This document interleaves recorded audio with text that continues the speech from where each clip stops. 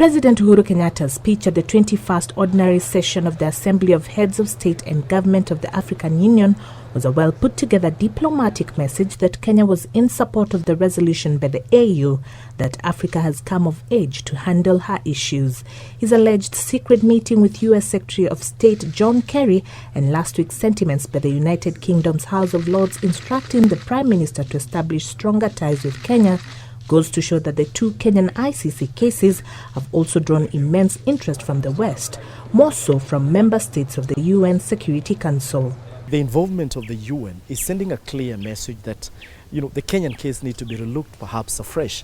Because you see, the main, of course, purpose of the International Criminal Court, apart from trying to try the perpetrators of international criminal justice, whether it's crimes against humanity, war crimes, or acts of aggression or genocide, the other issue is to make sure that there's stability. That said, it doesn't mean that the African Union would have the needed power to alter the course of the cases.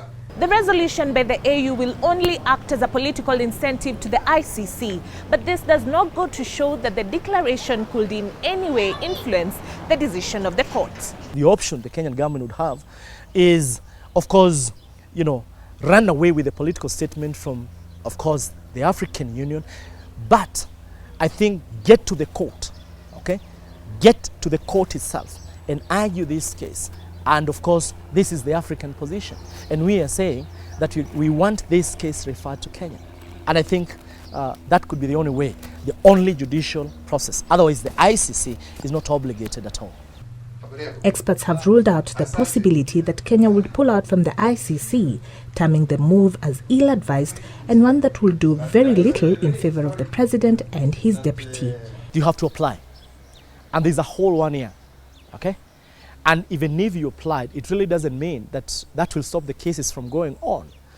So the issue is, you have to consider the wisdom or lack of it, of withdrawing from the ICC, vis-a-vis following the due process of applying and having the cases referred to Kenya. And I think that's a sovereign discretion. That's a sovereign act that the Kenyan state has to take. At this point, the Attorney General could take the cue and apply for a referral from the court, which at the discretion of the court will see the wishes of the AU honored for the very first time. Waweru Mwangi for JSO at 7.